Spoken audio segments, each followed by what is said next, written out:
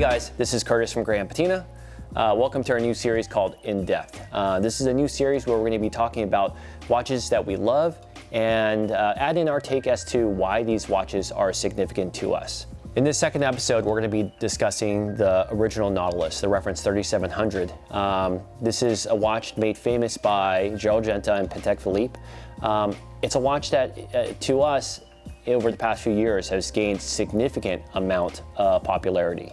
And so we're going to be joined by Jacek Kozebek and Dan from Tropical Watch to get their take as far as why this watch is significant and whether it's worth the collectability or is it all hype. My name is Jacek Kozebek. I'm the owner of Tropical Watch, and we're going to go deep into the 3700 reference today.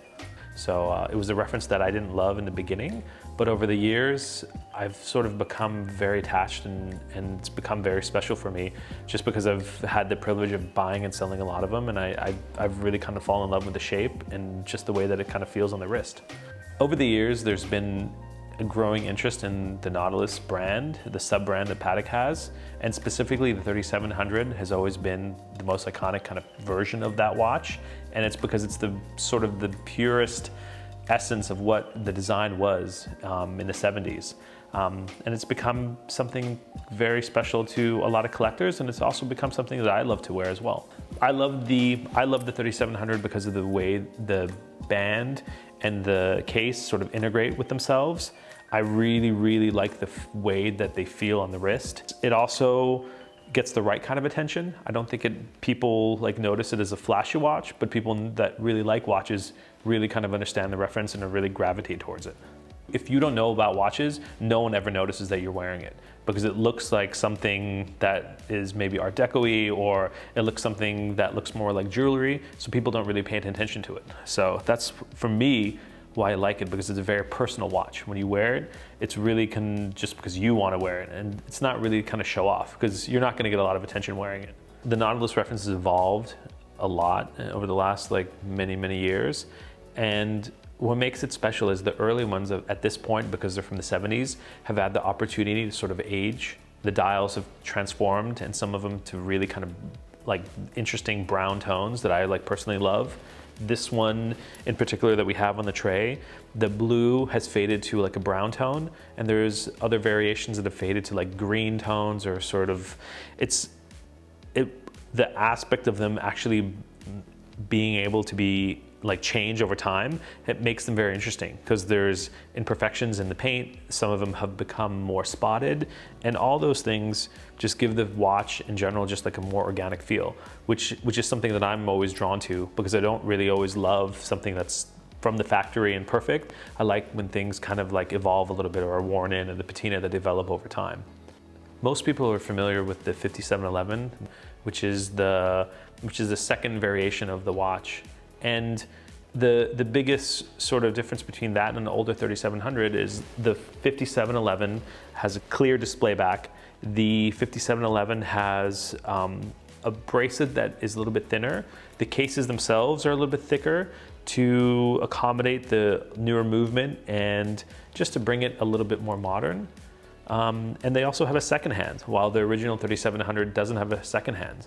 The reason why I like the 3700 is because it's thinner and the bracelet is wider, and the overall kind of thickness of the watch is thinner, which makes it a lot more kind of under the radar. And also too, the way that the markers on the dial are designed, the 5711 has much more pronounced markers. So, a modern 5711 is now around $100,000 in the secondary market, and the 3700 is around, generally speaking, they're around 120,000 for a nice example, and they go upwards of 300,000 for a tropical variation.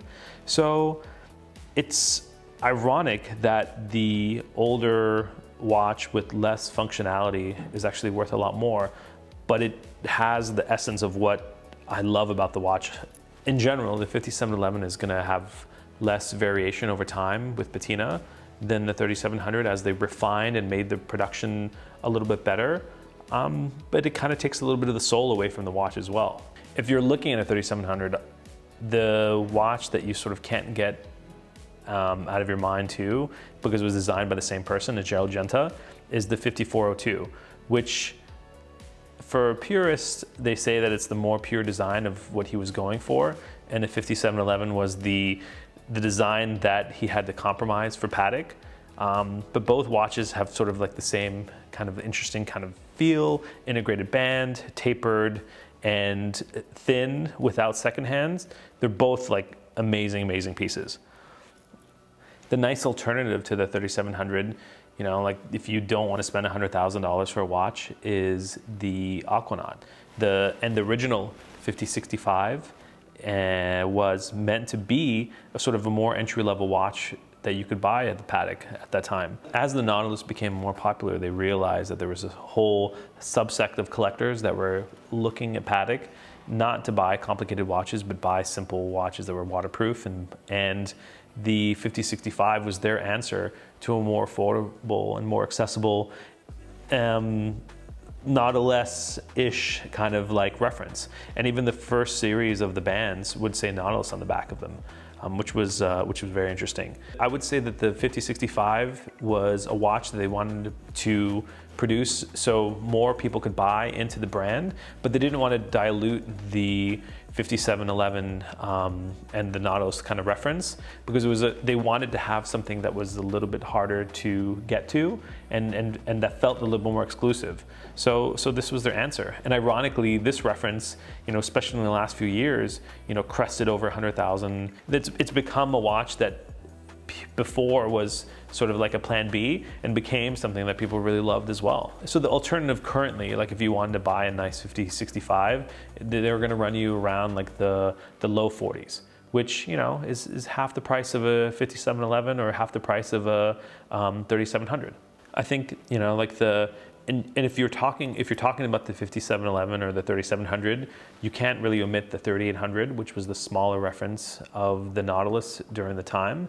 And ironically, it's picked up a lot of like steam in the last like few years because people have really gravitated towards smaller watches.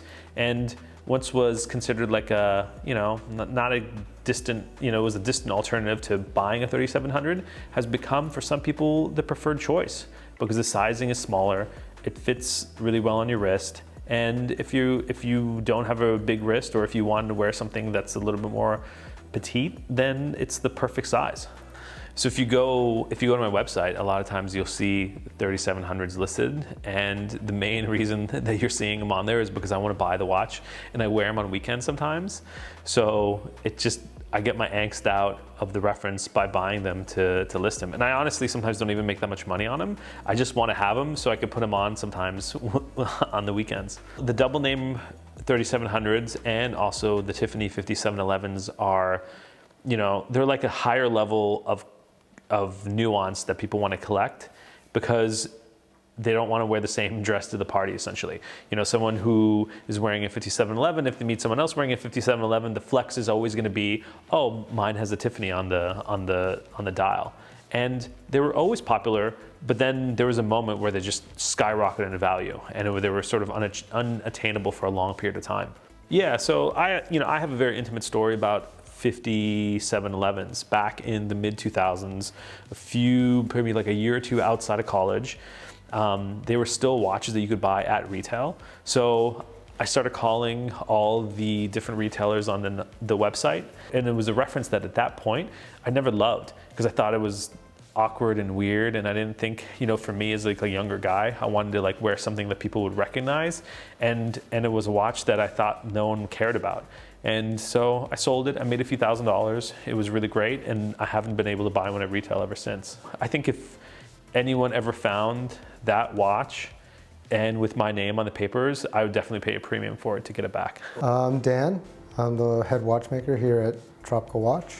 Previously, I was with Patek Philippe in New York City for 9.5 years. The movement that's in the 3700 is the Patek Philippe 28255. One interesting thing about this is that because this is a front-loading movement without access to the back, the stem is a split stem. So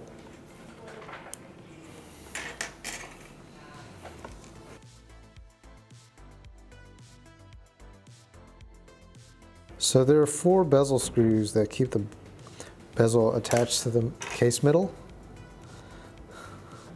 And they're actually made in white gold, because if they were to make them out of steel and they corroded, rusted, there'd be no way to safely dismantle the watch. In fact, you probably would have to destroy the case to remove it. So these are actually white gold screws. The bezel lifts off.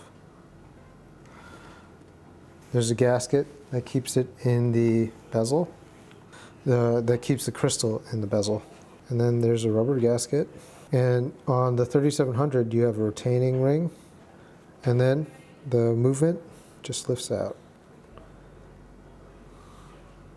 The case, this entire piece is one piece of metal. And so the only place that water can get in is through the front, through the crystal gasket, or the rubber gasket, or the crown. The tube here is fit to the case, and that's soldered. And so if that solder is not good or broken, then water can get through the tube, but it's highly unlikely.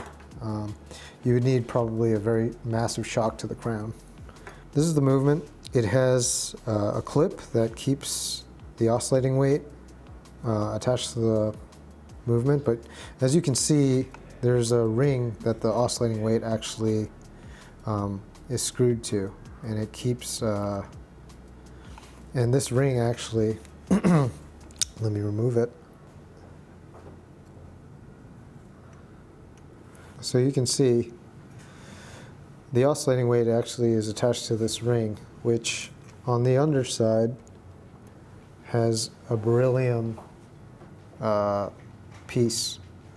And that beryllium piece runs on these jewels that are fit vertically to the movement. There are 4 of them, 1, 2, 3, and 4. And those jewels allow it to run and allow the watch to be extra flat.